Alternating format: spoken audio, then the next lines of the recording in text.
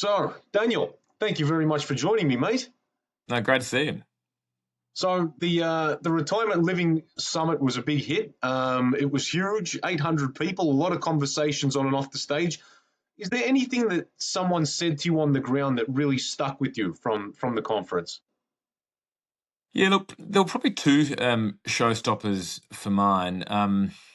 One of them came from a guy named Daniel Flynn. He's the CEO and co-founder of a company called Thank You. They started off in water bottles. Like you might have seen it hand wash in bathrooms around the place from time to time. The point that he made was that when he set out to establish his company, Thank You, he was driven by changing the world one water bottle at a time. And I think the great transferability of a piece of advice like that was that our sector, the retirement living sector, there are so many people working on the front line who are motivated by changing the world one resident experience at a time. So I think that one certainly stuck with me. In addition to a woman named Dee Bock, she lives in an ECH retirement village in Adelaide. We brought Dee over to share her experience with Commonwealth Rent Assistance. So what we did during the week was put a human face to the policy failure that is Commonwealth Rent Assistance. She was incredible. She's a powerhouse. She was warm, she was funny, she was sharp-witted, but she also shared her experiences about what rising cost of living means, particularly at a time when government policies just haven't kept up with, the lived reality right now. 100%. I did hear Dee's story, and yeah, very, very powerful, very powerful. And hopefully we'll hear a bit more from Dee, actually looking to follow up with her and maybe shed a bit more of a spotlight on that. Yeah, she's an incredible woman. She told us a story about her and her husband, Warren, who moved into a retirement village 13 years ago, and then life changed. Warren passed away. They went from a double pension to a single pension, and her landscape changed markedly, and it changed quickly. But unfortunately, the policy landscape just hasn't kept up with housing markets, with economies. And so standing with people like Dee, I think that reinforces what we do every day. We are looking for sensible reform to make sure that more older Australians like Dee can live with dignity. Yep. And so, I mean, this sort of goes to the heart of that. During the conference, you did mention that the sector it's essential national infrastructure. Do you think that there's enough providers out there who are actually owning that argument? Yeah, look, it's a good question. I do think that retirement villages and the senior sector should be considered essential infrastructure. We've seen that confirmed in South Australia in recent times in a planning sense. The South Australian government has now recognised retirement villages co-located with aged care facilities over $10 million. They're now deemed essential infrastructure in terms of the planning pathway. Now, that's the type of thinking that we're wanting to export into every jurisdiction around the country, because when you think about what retirement villages actually provide, not just for people, not just for consumers, we know that these communities are making people healthier and happier, and of course that's leading to fewer trips to the GP, shorter stays in hospital, delayed entry into aged care facilities. And of course, all of that, when you mix it around together in the one cocktail, that leads to, 14,000 avoided hospitalizations across the country every single year. But also for governments, right now, aged care facilities are full. Because they're full, our hospitals are full, and because our hospitals are full, we've got ambulances stuck on ramps in every major metro city across the country. So unless governments are willing to, like us, recognise these assets as essential social infrastructure, I think there's going to be that gap that still remains. Now, your question, of course, is about retirement village operators, whether operators see themselves as owning and operating essential infrastructure. I think that transition is now starting to be made because we are seeing wonderful wellness programs be provided in retirement villages.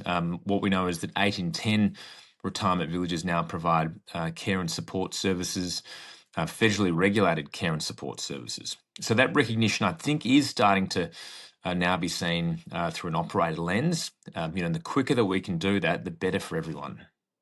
I completely agree. And as you were mentioning, like that low level of care that's actually taking place now in these villages, it is so essential to avoiding the knock on effects that do lead to ramping and hospitalizations and those sorts of things. Yeah, that's exactly right. We like to view care as infrastructure so that independence can remain as the outcome. There's been this, long debate now across the sector for many years about whether or not retirement villages are still being marketed around independence and lifestyle, or whether or not care has taken over. Now, um, uh, I think that the two can be separated. I think that care can be viewed as hard infrastructure that is built into a village, or it can be seen as third-party infrastructure that can be bolted into a village through a third-party home care provider, for example. But the one outcome remains the same, and that is, of course, that older people are remaining independent for as long as possible, and they're not doing that. In a taxpayer-funded sense, they're doing that in a resident-funded sense, and I think that's the power in what retirement villages provide. Of course, there's this wonderful metaphor that I like to share, Jacob. It's a few weeks ago I went go karting with some Aveo Bayview Gardens residents out at Eastern Creek go karting. It was a pretty wild time, but I found myself watching some of these residents. There were about 25 of them that went go karting. Some of them needed assistance getting into their go karts. I mean, these things are barely an inch off the ground. There was one guy who did need support hopping in. But once he was in, he was away. He was incredible on the track. He left me for dead, and I had a chat to him afterwards and said to Don, "Mate, you're incredible out there." And he said to me, "Oh, look, I used to be a former rally car driver back in the '60s." But I think that metaphor, like the help is there when you need it, so that you can operate under your own power. I think that metaphor for retirement villages is just so valid. That assistance is there when you need it to make sure that you can extend your independence for as long as possible. Now that is a beautiful analogy, and an awesome thought. Just you hammering around with elderly hoons. It would be amazing. Look, look! It was so much fun. And you honestly couldn't tell their age from the sidelines. Um, you know, like it was Especially like when they were they're 25 blurring again. past. Well, look, I went in pretty confident. That lasted until the first corner, and then they just left me for dead. Experience wins every time, mate. Every Um, time. so, Dan, the census data is pretty stark. Like the pipeline for 26, 27 is 30% lower than forecast, and that's 38% of villages on wait lists, entry age climbing. How does the sector build faster when construction costs and planning delays are all working against it simultaneously? Yeah, look, it's a great question, and it's a challenge that's not distinct to retirement. I mean, we are seeing that across asset classes now, all asset classes in terms of labour mobility, supply chain congestion, construction costs increasing. But you're right. What we have seen in terms of the development pipeline, we've essentially seen a deferral of planned construction by a couple of years. Now, it's been pushed back by sort of 2 to 3 years. So I'm going to guess it is this kind of waiting game and guessing game in terms of how the market's going to repair between now and then. Uh, in terms of average age, yes, we have seen for the first time in a decade, we've seen the average age of a resident entering a retirement village change. So the average age, as you say, is now 76. It's no longer 75. The average age of someone living in a village has remained at 81. So that gives you an insight into that profile of the resident today, and hence the transition that we have seen from operators into bringing more care into their villages so people can remain independent for longer. The startling element for mine out of the census this year probably relates to waitlist numbers. So what we've now seen, there's almost 14,000 people across the country on a waitlist for a home in a retirement village. Now, this tells us that demand is through the roof. It tells us that people are wanting a place where they can remain healthier and happier for longer. But of course, if that deferral of more stock is being pushed down the road by 2 to 3 years, that is a massive short-term challenge. Now, yes, procurement right now is hard. Yes, feasibilities are hard right now. The planning systems are a bit patchy, but planning evidently has improved a little bit. But right now, the biggest challenge is procurement and feasibility to make sure that we can keep up with that silver tsunami that is, getting closer and closer to us by the day. Absolutely. Look, the summit. One thing that made clear at the summit was that villages are already absorbing residents who can't access aged care, level 3 and 4 home care, dementia, end of life stuff. Is the sector genuinely ready for that at this point, or is it kind of being thrust upon operators without the policy support to match it? Look, if you and I were having this conversation 5 years ago, I think my response to you would have been, I'm unsure as to whether operators are ready or not. But as we stand here today, I am confident that operators are absolutely ready for this change. They've been ready for it for a long time. About 65 to 70% of retirement villages now provide wellness programs into their communities. 82% do provide federally regulated care and support services. So I think that we are ready for it. I mean, the disappointment is that due to the procurement and feasibility issues that we're facing right now, that we can't bring more stock into the market to accommodate for more older people. I think that's the real sadness here. Some people are being trapped in the big family home for too long, and we know when that happens, that can lead to more trips and more slips, which of course then leads to someone seeing the GP, too often, and of course, premature entry into aged care facilities. And right now there's just no beds available. So unfortunately, it is a really challenging landscape for everyone. Retirement village operators are doing everything that they can possibly do. I mean, in a post Middle East conflict environment, things have become tricky. In a post COVID environment, things have become tricky. And of course, land isn't becoming more readily available overnight. Land right now is scarce. So there Yeah. are some big structural challenges that are holding more supply back, and it's a real shame. Is there a tension kind of developing? Would you say that in terms of where do we draw the line between retirement becoming aged care? Yeah, what do you think providers are feeling about that? Is there a line? Has it been drawn? Uh, look, I think that there is a line being drawn. I mean, we know that close to half of new retirement village DAs being lodged also contain co-located aged care facilities. I mean, I think aged care works best when it is co-located with a retirement village. If someone enters as a couple and then either he or she needs to escalate into higher care sooner than the other, then that care is there available on site. So I think that distinction is being made.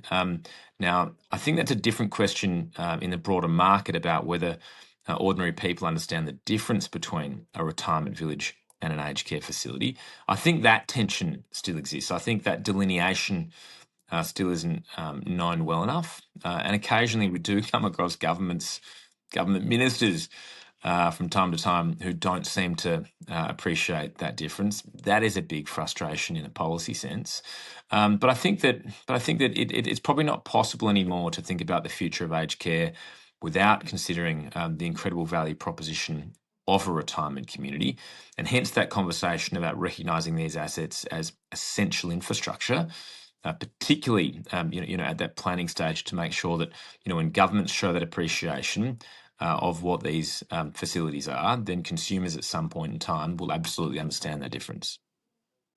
Yeah, consumers will, and as you said, ministers won't, but that's okay. We'll lead them. So yeah, you obviously spoke to some of the importance of retirement living. What are the best operators doing right now that others aren't? Is there something that stands out? Yeah, that's a good question. One of the great privileges of my job, Jacob, is that I get to see firsthand so many incredible retirement villages in every state and territory right across the country throughout the year.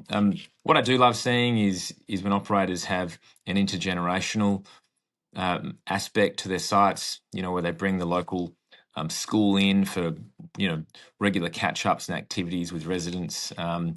I've been to a wonderful community where there's a workshop out the back, and at the front of this particular retirement village, it's a vertical community.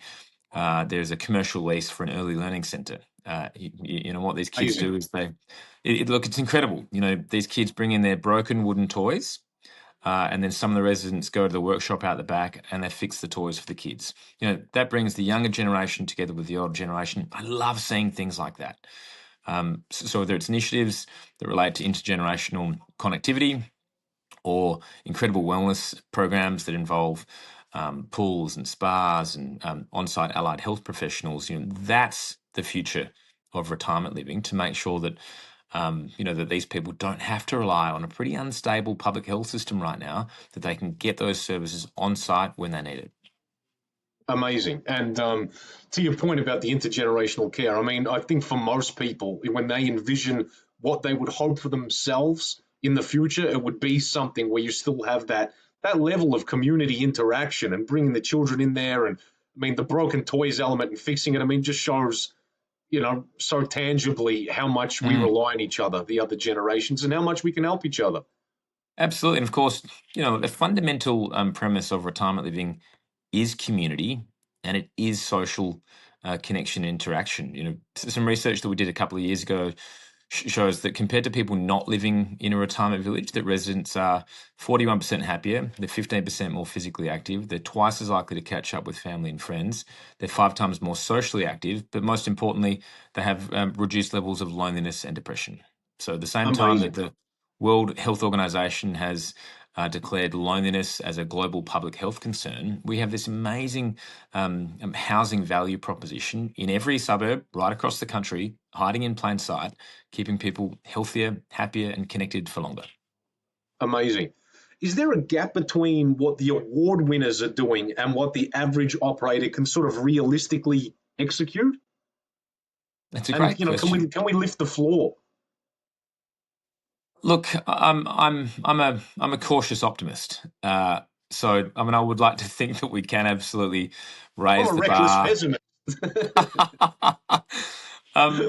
Look, we did have our awards program the other night attached to the National Retirement Living Summit, and that's always a great opportunity to see what the best of the best really are doing. Some of those initiatives relate to the way that operators are marketing their communities. Other awards relate to the built environment itself. Look, right now there probably is a gap in reality. I mean, the Retirement Living Council, we represent about 60% of all independent living units right across the country. So we don't represent 100% of all homes in retirement villages. So operators that join peak bodies like ours tend to be the best of the best. Now, what one of our challenges is as a sector, whilst we had 800 people come to our event during the week, it's the people who aren't there. It's the operators who aren't there at those events. It's operators who aren't members of peak bodies like the Retirement Living Council that we actually do need to lift. They're the operators that we need to make sure that are actually putting in best practice. They're the operators that we need to ensure that they're bringing care into their communities when people need it. They're the operators that in reality probably aren't doing the sorts of things that the bigger operators are doing. And so that's what worries me. A rising tide lifts all boats, but it's those people and operators who aren't involved in best practice that we need to ensure are actually lifting their game. What do you think the holdback is for those providers that are still holding out?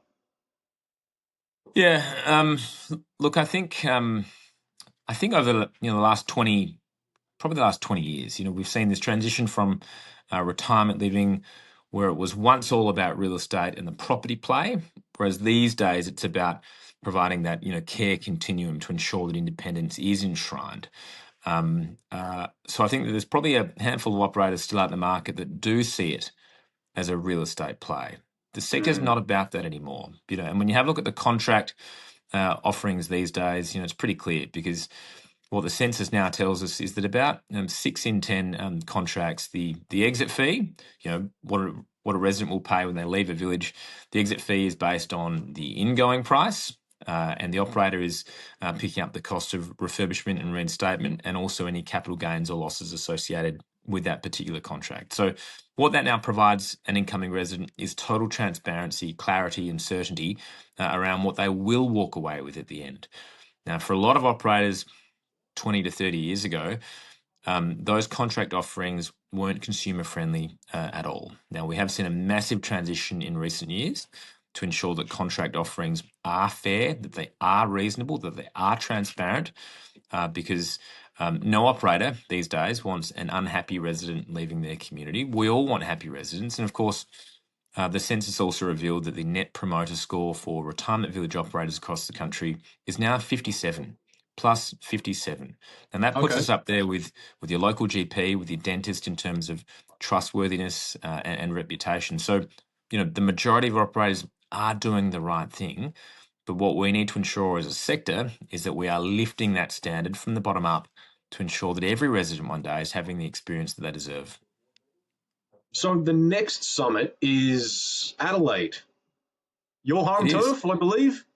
My city. Yeah, we are Nice. bringing the National Retirement Living Summit to Adelaide next year, which is going to be a lot of fun. Now, we've been in Queensland, I think, for the last 5 to 6 years. So it's the first time that we've left Queensland in a long time now.